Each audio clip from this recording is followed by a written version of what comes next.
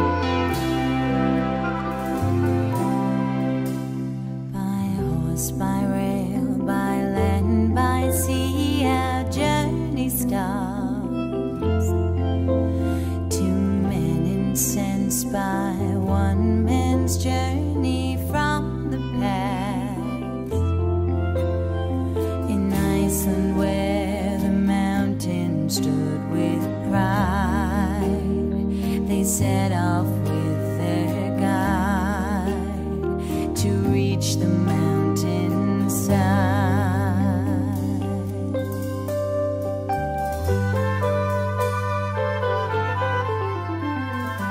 Hoped as one for safety through the long descent into the crater of volcanic rock.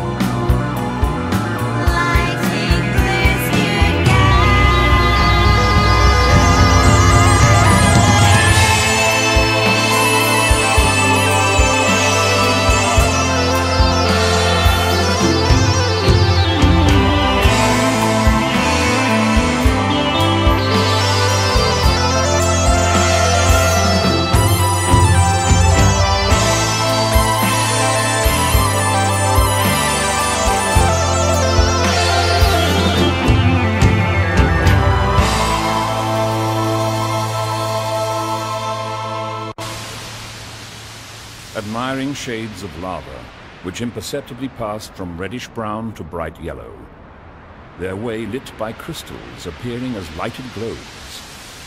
They continued through the lava gallery, which gently sloped until they reached the intersection of two roads. Without hesitation, Professor Lidenbrook chose the eastern tunnel, and the journey continued through a succession of arches, appearing before them as if they were the aisles of a Gothic cathedral.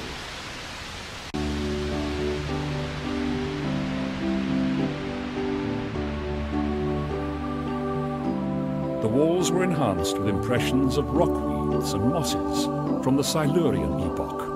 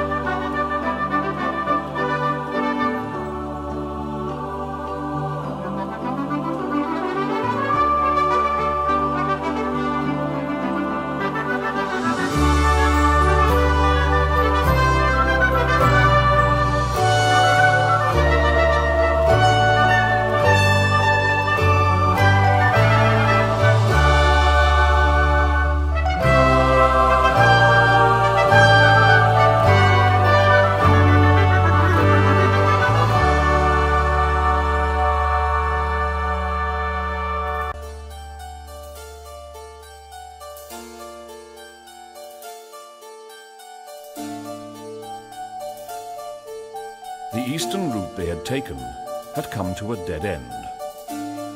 With 3 days' walk back to the fork to find Arne Saknusson's original route, they found their water rations were limited to 1 day. Knowing their only chance of finding water was on that route, they set off for the fork. And there, finally, they fell almost lifeless on the 3rd day. After sleep, they continued down the other tunnel in their quest for water, and whilst searching on his own, Hans the guide heard the sound of water thundering behind a granite wall, and with a pickaxe attacked the wall so as to allow a stream of boiling water to enter and cool in their tunnel. Not only had they found life in the water, but they had also found a flowing guide to the center of the earth. They called the stream the Hansbach.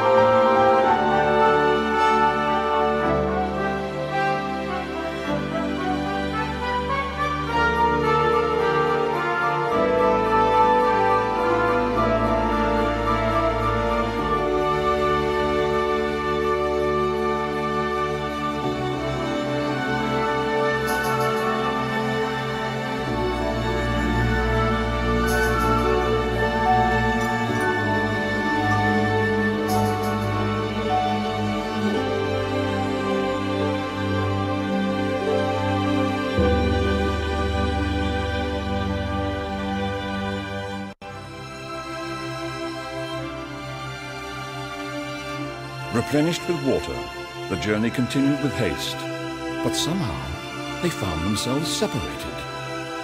Professor Lidenbrook's nephew Axel found himself alone. His mind was seized with unparalleled fear, and he saw memories of home flashing before him. His fiancée Gräuben, his house and friends in Hamburg. He saw hallucinations of all the incidents of the journey, and, unworthy as he felt, he knelt in fervent prayer.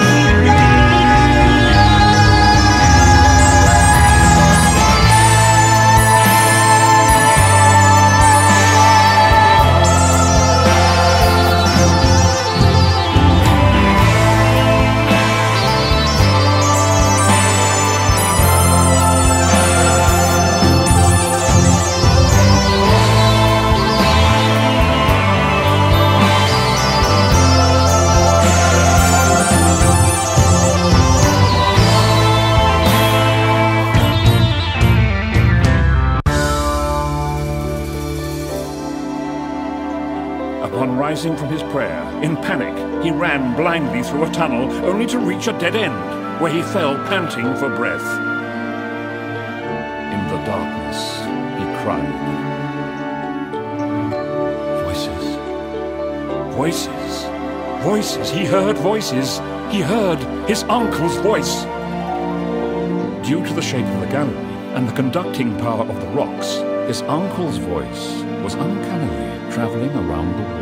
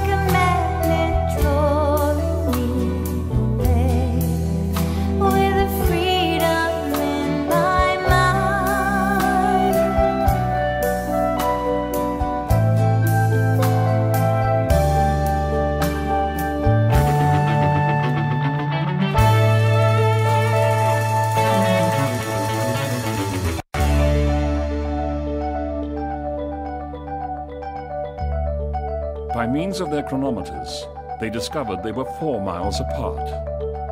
So Axel set about the task of rejoining the professor and their guide.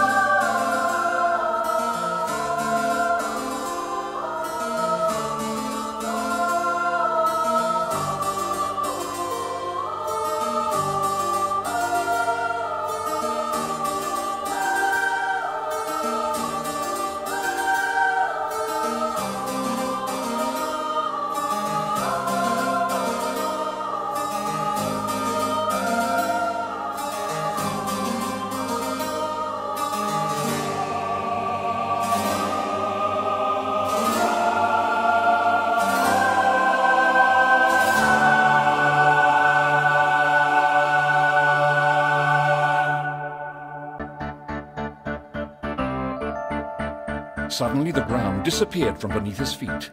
He fell down a vertical shaft, his head hitting a sharp rock. He lost consciousness. On opening his eyes, he found himself with the professor and their guide. And looking around him, he saw an ocean stretching as far as the eye could see.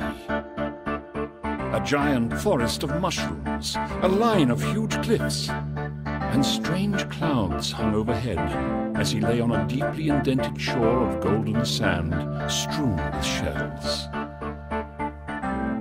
For a moment, he thought that he was back on the surface of the earth, but soon realized that they had reached a world within a world.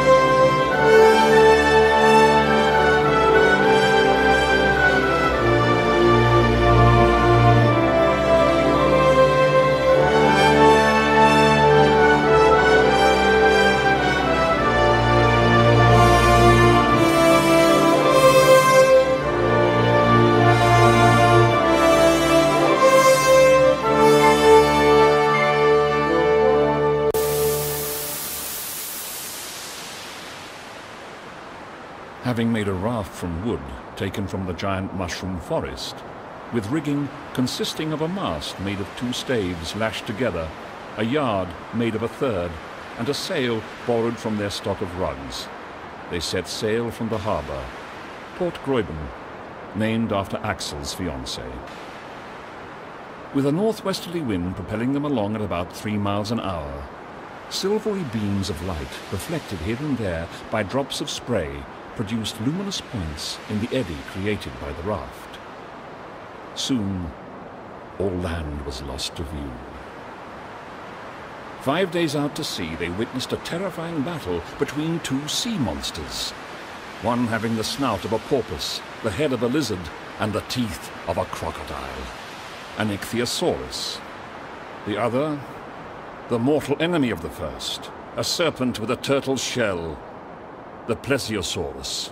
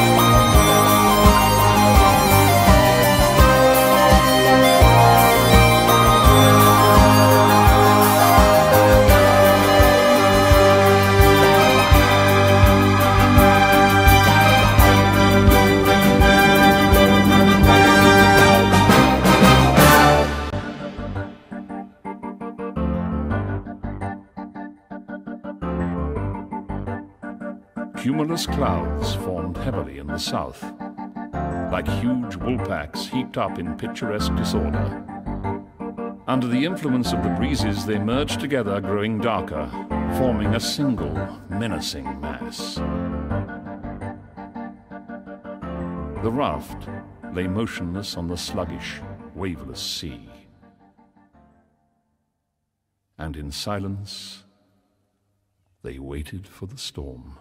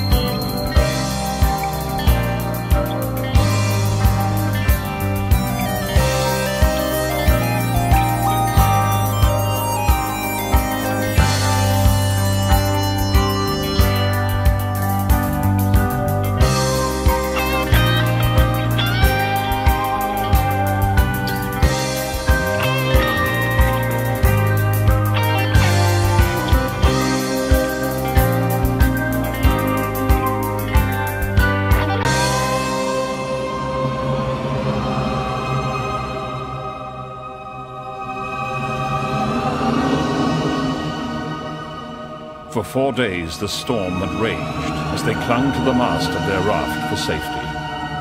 Finally, with their raft wrecked after being smashed against the reefs, they lay sheltered from the pouring rain beneath a few overhanging rocks, where they ate and slept.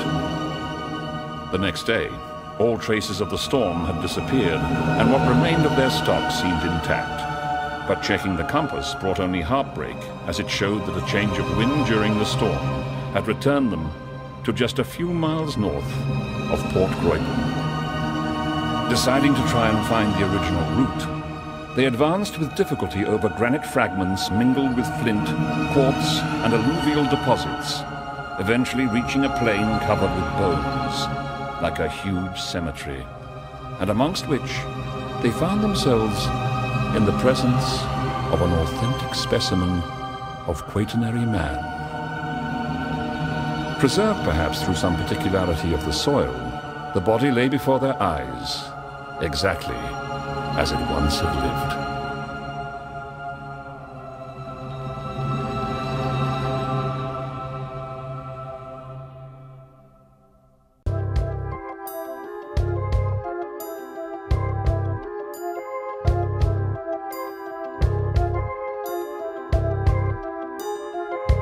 Journey through the centuries, the guardian angel of time.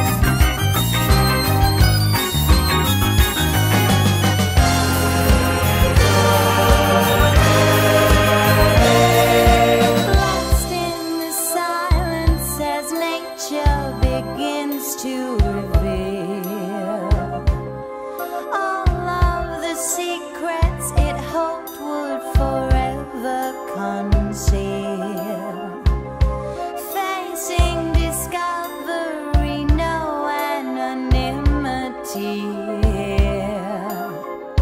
Welcome to a time of respect for the advent of fear.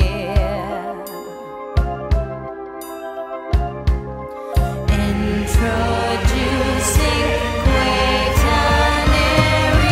man.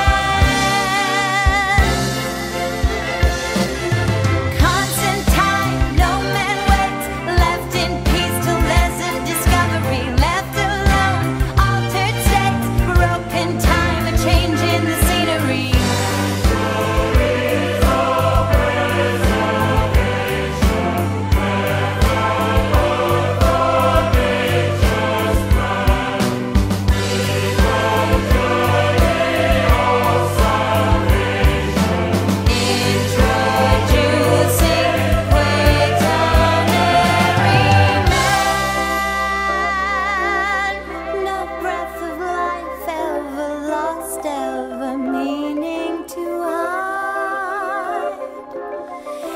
Nature unlocks the door, all is frozen inside.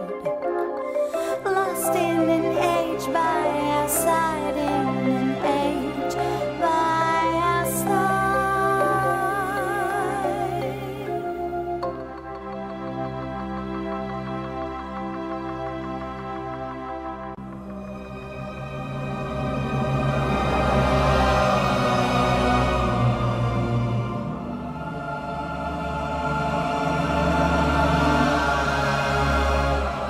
A mile further on, they reached the edge of a huge forest made up of vegetation of the Tertiary period. Tall palms were linked by a network of inextricable creepers. A carpet of moss covered the ground, and the leaves were colorless, everything having a brownish hue. Exploring the forest, they discovered a herd of gigantic animals, mastodons, which were being marshaled by a primitive human being, a Proteus. He stood over 12 feet high, and he brandished an enormous bow, a crook worthy of this antediluvian shepherd.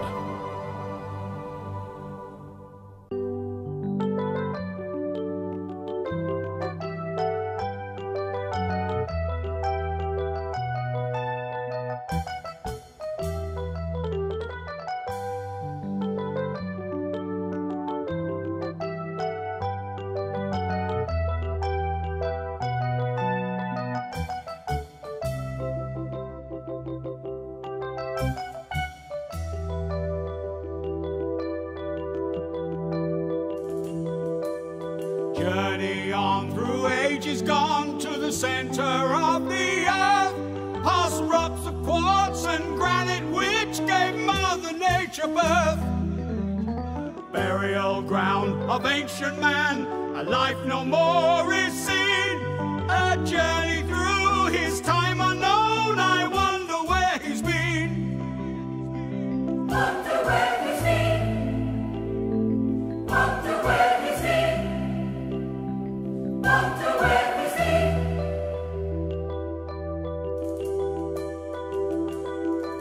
The shore now gone behind the hills, the forest in our sight. Rocks and distant mountains bathed in waves of blinding light. Forest from a far gone time no living man has seen. A private prehistoric world for you and I, a dream.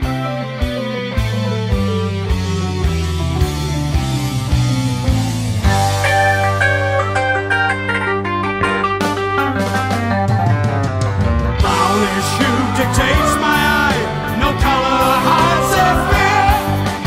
Flowers fade and dull and cold.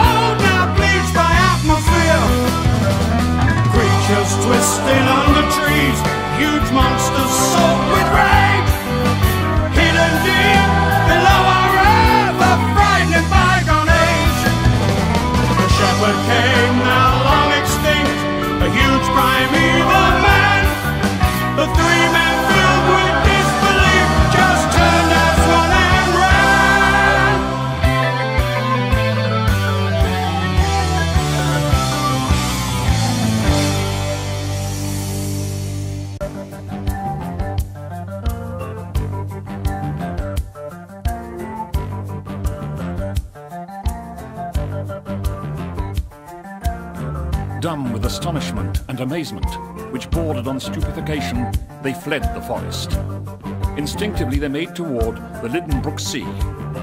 Discovering a rusty dagger on the beach and the carved initials of the explorer before them on a slab of granite, they realized that they were once again treading the route of Arne Saknussemm. Following a short sea journey around the cape, they came ashore where a dark tunnel plunged deep into the rock. Venturing down, their progress was halted by a piece of rock blocking their way. After deciding to blow their way through and setting the charge, they put out to sea for safety. With the explosion, the rocks before them opened like a curtain, and a bottomless pit appeared in the shore. The explosion had caused an earthquake. The abyss had opened up, and the sea was pouring into it. Down and down they plunged into the huge gallery, but, on regaining their senses, found their raft rising at tremendous speed. Trapped in the shaft of an active volcano, they rose through the ages of man, to be finally expelled out of the mountainside, riddled with tiny lava streams. Their journey was completed, and they found themselves 3,000 miles from their original starting point in Iceland. They had entered by one volcano, and they had come out by another. With the blue mountains of Calabria in the east, they walked away from the mountain that had returned them. The frightening Mount Etna.